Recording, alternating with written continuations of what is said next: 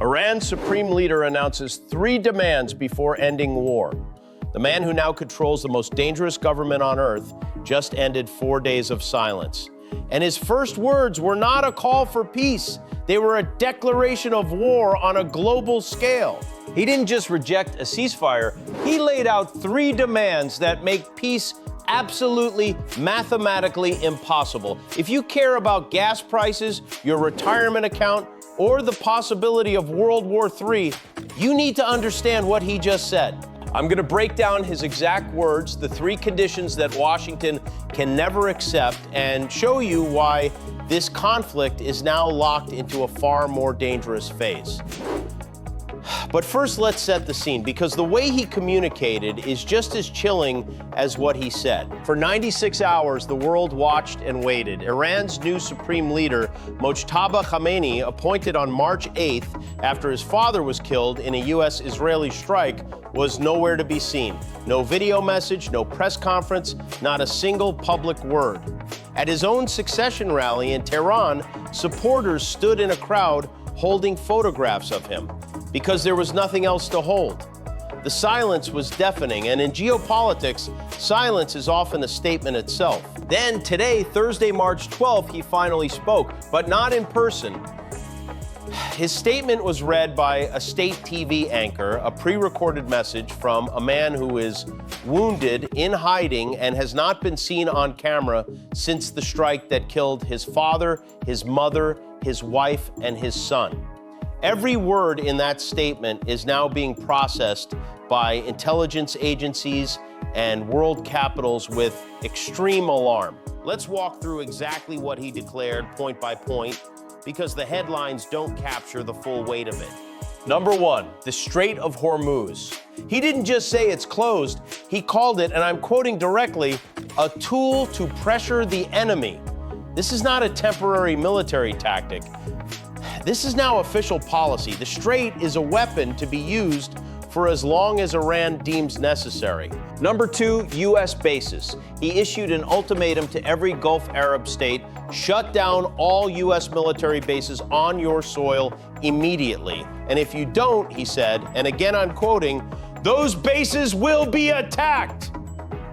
This isn't a threat, it's a promise backed by action. Overnight, before his statement was even released, 5 separate Gulf nations, the UAE, Bahrain, Kuwait, Saudi Arabia, were hit by drone and projectile attacks. Number 3, new fronts. He warned that Iran has studied, and I'm quoting, the opening of new war fronts, ones where the enemy has little experience and is highly vulnerable.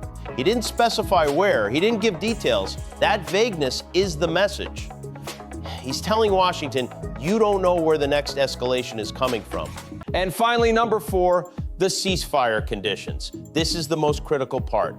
This is the reason the trajectory of this war just shifted. Iran's president publicly laid out the 3 official non-negotiable conditions for any ceasefire. I want you to listen to each one and ask yourself, can the United States ever agree to this? Demand 1, recognition of nuclear rights. Iran demands that the world formally acknowledge its right to a full nuclear fuel cycle, including enrichment, under its own control. Let's be clear on why this is a non-starter. The entire stated reason for Operation Epic Fury, the reason American servicemen and women are dying right now, is to permanently eliminate Iran's nuclear weapons capability. To accept this demand would be to declare that every American casualty was for nothing. That is politically and strategically impossible for any U.S. administration. Demand 2, reparations. Iran is demanding financial compensation for the damage caused by U.S. and Israeli strikes. This includes military infrastructure, civilian buildings, hospitals, and schools. No U.S. administration has ever paid war reparations to a country it fought. It would require admitting legal responsibility for civilian casualties. It will never happen. Demand 3, binding guarantees. Iran wants a formal, legally enforceable, UN-backed guarantee that neither the U.S. nor Israel will ever attack Iran again. This would require a treaty ratified by the U.S. Senate, the same Senate that just watched American soldiers die in combat against Iran. It would require Israel to sign a pledge of non-aggression towards a country sworn to its destruction. This isn't a diplomatic proposal. This is a surrender document. Now, here is the critical question. Are these real demands, or are they an opening position in a negotiation? The optimists have a point. Communication channels are still open. Russia is pushing for de-escalation, and Iran is losing militarily. Their missile stockpiles are degraded, their navy is crippled. A losing side has an incentive to find an exit. But here's the problem with that optimism. The new Supreme Leader's statement today was not a diplomatic message with hidden signs of flexibility.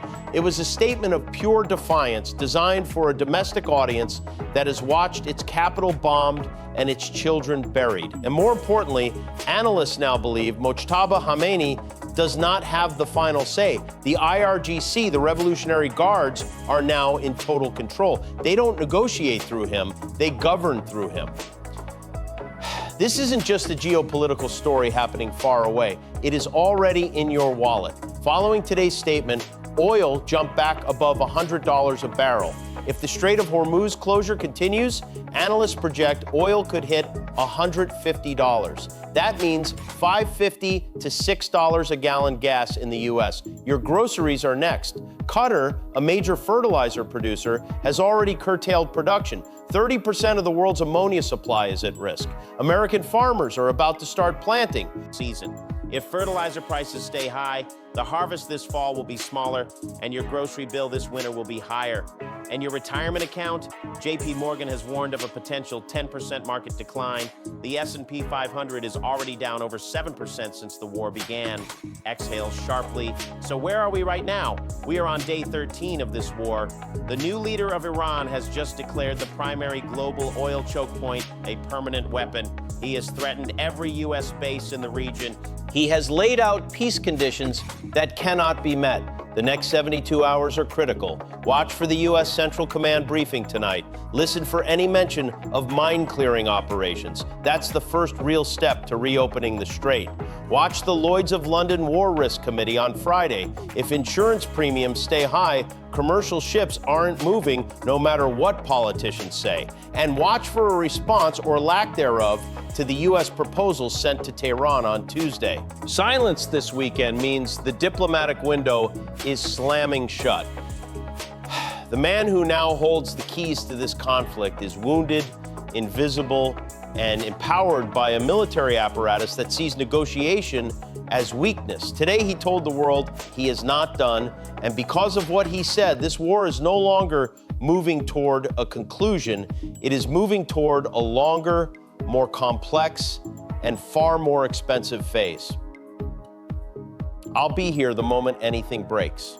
Subscribe and turn on notifications so you don't miss it. And I want to know what you think. Drop a comment below. Are these Iran's real conditions, or is there a path to negotiation? I read them all.